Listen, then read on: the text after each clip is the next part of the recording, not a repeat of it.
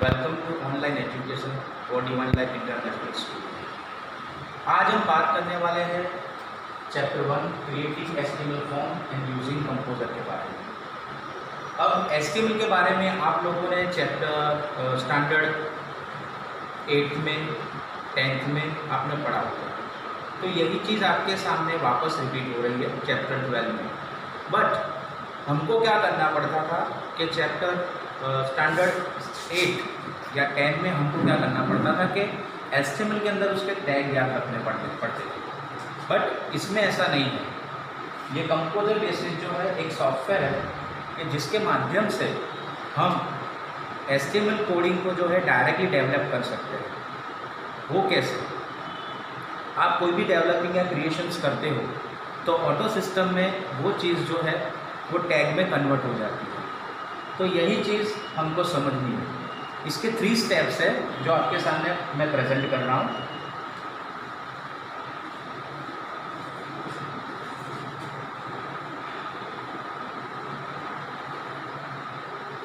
जिसमें first steps है form, input, text area, selection and options. अब जो फॉर्म है, हमें आज कई जगह पे अगर कुछ अप्लाई करना है, कुछ भी करना है, तो हमको फॉर्म का यूज़ करना पड़ता है। अब फॉर्म क्रिएशन जो है आप खुद भी कर सकते हो अगर आपको करना हो तो वो फॉर्म क्रिएशंस कैसा होता है, तो वो जो बनता है वो है कंपोजर के अंदर आप बना सकते हो। अब कंपोजर के अंदर आपको अगर बनाना है तो सबसे पहले तो आपको फॉर्म बेसिस के टेबल्स के आइडिया होने बहुत ज़रूरी है, जिसके अकॉर्डिंग आप चाहो वैसा क्रिएशन उसमें कर सकते हो। सेकेंड फॉल इनपुट बेसिस में आप जो भी चीज़ बनाते हो तो वो चीज़ जो है इनपुट में डायरेक्टली आप जो भी आपने इनपुट में तैयार किया है वो आउटपुट बेसिस के अंदर वो टैग क्रिएट हो जाते हैं। आप व्यू सोर्स में जैसे भी आपका प्रैक्टिकल कंटेंट आएगा, मैं आपको लिंक भेजने वाला हूँ, जिसमें प्रैक्टिकल कंटेंट में आप देख सकते हैं कि आप कैसे उसको कन्वर्ट कर सकते हैं। टेक्स्ट एरिया कंपोजर के अंदर बहुत बड़ा टेक्स्ट एरिया है। आप जितना चाहो लॉट्स ऑफ उसमें आप टेक्स्ट एरिया के अकॉर्डिंग आप उसमें डेवलपिंग कर सकते हो। देन सिलेक्ट एंड ऑप्शंस के अंदर आपको बहुत सारी चॉइसेस मिलेंगी। सपोज अगर हम मोबाइल यूज़ कर रहे हैं तो मोबाइल अगर आपको नंबर या कोई भी चीज़ आपको ऑन करनी है तो हमको क्या करना पड़ता है, उसको प्रेस करना पड़ता है। तो फॉर्म में भी ऐसी प्रोसेस होती है कि अगर आप फॉर्म बना रहे हैं तो फॉर्म के अंदर कोई भी प्रोसेस करने के लिए उसका सिलेक्ट एंड ऑप्शंस होना बहुत ज़रूरी है। सिलेक्ट एंड ऑप्शंस के अंदर क्या है कि आपको कौन सी चॉइस रखनी है, नहीं रखनी है, तो वो चीज़ मैं आपको आगे स्टेप बाय स्टेप समझा रहा हूँ। First step form elements.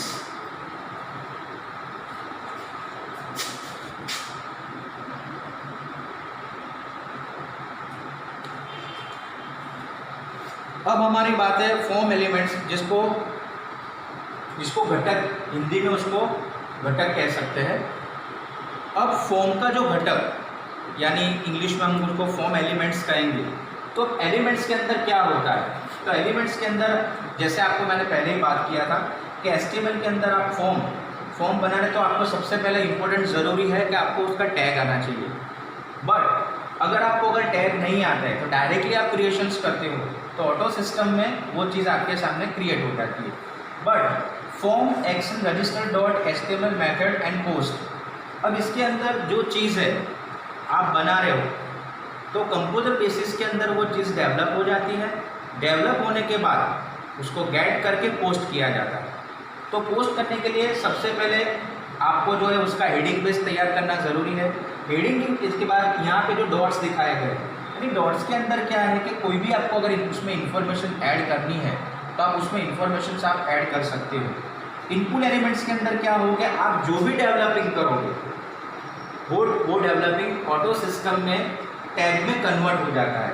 Last हमने बताया ऐसे कि हमको अगर हमने HTML लिखा है तो जैसे ही हमारा प्रोग्राम ख़त्म होता है तो /HTML हम लोग करते हैं। तो वैसे ही प्रोसेस यहाँ पे भी दी गई है जो ऑटो सिस्टम में सोर्स में दिखाती है। वो चीज़ आपको अगर बहुत अच्छे से आपको प्रैक्टिकल बेस अगर आप देखोगे तो आपको उसमें पता चलेगी। अब नेक्स्ट सेशंस में नेक्स्ट लेवल में हम लोग आते हैं।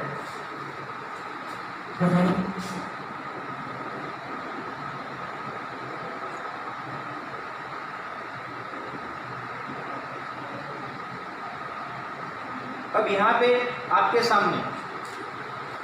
आपके सामने यहाँ पे रेडियो। अब रेडियो क्या है? Check box, text, password and submit, ये यहाँ पे डिस्क्रिप्शन दिखाए गए। तो ये सब चीज़ें क्या है, सबसे पहले वो समझना जरूरी है। रेडियो बटन एक राउंडिंग बटन आता है जिसके माध्यम से अगर हम चाहे वैसा उसका सब प्रोसेसिंग बटन जो बोल सकते हैं वो आप बना सकते हैं। फॉर एग्जांपल, अगर हमारे घर में लाइट्स है तो उसका एक स्विचेस होता है। तो अगर स्विचेस के अंदर हम ऑफ भी करना चाहें तो उसकी प्रोसेस डिपेंड ऑन इलेक्ट्रिशियंस के ऊपर होती है। अगर वो चाहे तो ऑफ को ऑन में भी रख सकता है, ऑन को ऑफ में भी रख सकता है। तो सेम वे में ये जो रेडियो बटन है उसका काम भी वही है कि ग्रुप ऑफ आइटम्स जो भी आप जैसे भी तैयार करना चाहते हो तो इसके अंदर वो चीज़ प्रोसेस कर सकता है। तो रेडियो बटन जो है आपको अवेलेबल प्रैक्टिकल बेस में आपको दिखाए जाएंगे कि किस तरह से उसका वर्क करना है। चेक बॉक्स यहाँ पे अगर आपको मल्टीपल जैसे कोई भी चीज़ आप उसके अंदर लिखनी है तो एक उसका एक क्राइटेरिया फिक्स होता है। वो क्राइटेरिया में आप उसकी लेंथ और वेट फिक्स कर देते हो तो आप चाहो उसके अंदर उतना चेक बॉक्स के अंदर आप लिख सकते हो। उसके बाद है टैक्स बहुत इंपॉर्टेंट चीज़ है। कोई भी चीज़ के लिए टैक्स या नंबर वो चीज़ डालना ज़रूरी है। तो टैक्स के अंदर क्या आता है कि जैसे भी आप चीज़ उसके अंदर डालते हो तो आपके सामने जो भी न्यूमेरिक में या टैक्स में वो चीज़ कन्वर्ट कर, जैसे नेम है तो नेम की साइड में अगर आपका दूसरा कोई जैसे टेक्स्ट एरिया फिक्स कर दिया जाए तो उसका अगर आप चाहो तो उसमें आप पूरा नाम भी लिख सकते हो, अगर आप चाहो तो शॉर्ट नेम भी लिख सकते हो। तो मेन मोस्ट टेक्स्ट एरिया है जिसके अकॉर्डिंग आप जितने भी टैग बनाना चाहे, जैसे टेक्स्ट में नेम, एड्रेस, सब टाइटल, कास्ट, ये मेल फीमेल, यानी जितने भी फॉर एग्जांपल आप टैग डालना चाहते हो तो वो उसके लिए सबसे पहले इम्पोर्टेंट है टैग्स। वो भी आपको प्रैक्टिकल कंटेंट में देखने को मिल जाएंगे। उसके बाद है पासवर्ड।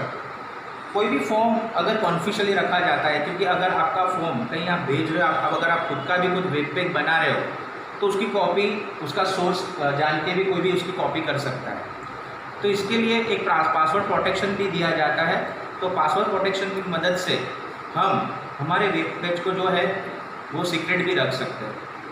और उसको अगर चाहे तो लिंक के माध्यम से जब आप उसको इंटरनेट पर छोड़ दिया जाए तो एक पासवर्ड प्रोटेक्शन के हिसाब से भी आप उसको तैयार कर सकते हो।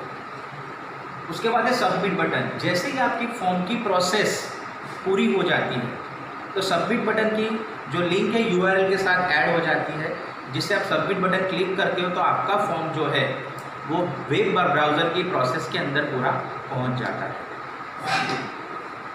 लास्ट बटन है रीसेट। अब रीसेट बटन के अंदर क्या है, अगर आपने फॉर्म में कोई गलती की है, अगर आपने कोई समझे कि फ़ोन नंबर का टैग डाला हुआ है, अगर उसमें आपने फ़ोन नंबर डालने में गलती की है, अगर आपका सरनेम डालने में गलती की है, एड्रेस डालने में गलती की है, तो सबमिट एंड रीसेट बटन जो है फॉर्म के लास्ट में बनते हैं कि जिसके माध्यम से अगर आप चाहो तो फॉर्म को सबमिट भी कर सकते हो। अगर प्रॉपर अगर फॉर्म नहीं बना हुआ है तो आप रीसेट करके भी वो फॉर्म को वापस ब्लैंक करके वो फॉर्म को आप वापस फिल कर सकते हो।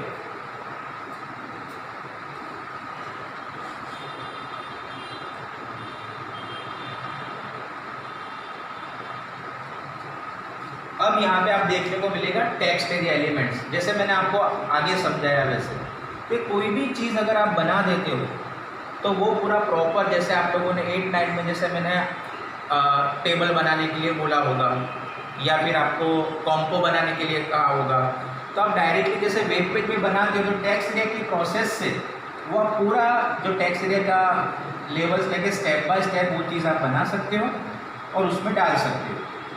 इसमें भी सेम वही है, फॉर्म और /फॉर्म उसमें ऐड करना ज़रूरी है। अगर आप ऐड नहीं करोगे तो वेब ब्राउज़र के अंदर वो वेब पेज में वो चीज़ आपके सामने प्रेजेंट नहीं होती है। Then second, select an options.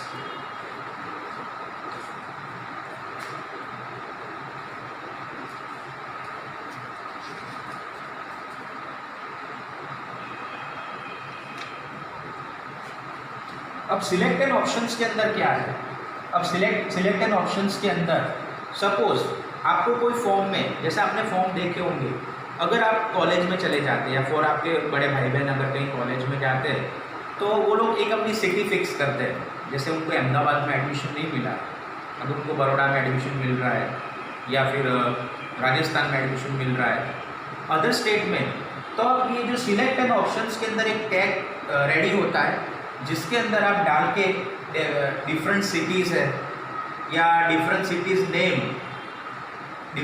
के नेम उसमें आप ऐड कर सकते हो, जिससे आप सिलेक्ट एंड ऑप्शंस के अंदर आप जैसे भी आप फॉर्म फिलअप करोगे, जो बंदा जहाँ भी जाना चाहता है वो सिटी जो है सिलेक्ट करके उसमें उसको फिलअप कर सकता है। तो टैग सिलेक्ट एंड ऑप्शंस के अंदर ये चीज़ होती है।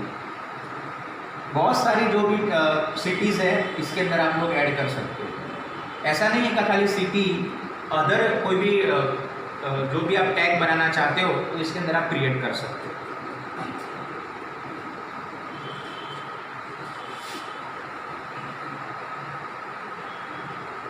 अब ये लास्ट जो आपके सामने देखिए, ये हेड दिखाया गया है। हेड के अंदर title, decision form, body, same way जैसे आपने HTML में सीखा था आगे, सेम वैसे ही अगर आप चाहो तो अगर आप खुद भी, अगर आपको टैग लर्न है तो आप डायरेक्ट टैग लर्न करके भी इसमें काम कर सकते हो। अगर आपको टैग लर्न नहीं है तो कंपोजर की हेल्प से आप जैसा भी क्रिएशन करना चाहते हो तो आप उसमें क्रिएशन करके आप अपना रजिस्ट्रेशन फॉर्म बना सकते हो।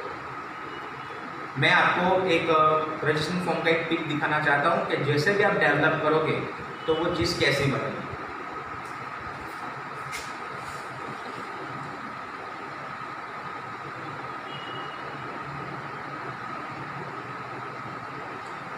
ये देखिए आपके सामने ये प्रेजेंट कर रहा हूँ रजिस्ट्रेशन फॉर्म। अगर आप जैसे भी आपने क्रिएशंस किया हुआ है कंप्यूटर बेसिस में, तो उसका जो आउटपुट है, जैसे आप क्रिएटिविटी करते हो तो उसका आउटपुट आपके सामने ऐसे आता है।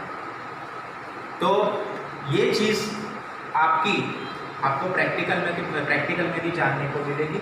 इसलिए आपका जो ग्रुप बना हुआ है व्हाट्सएप पे, उस पर मैं आपकी ये जो प्रैक्टिकल लिंक है मैं आपको शेयर करने वाला हूँ। Thank you.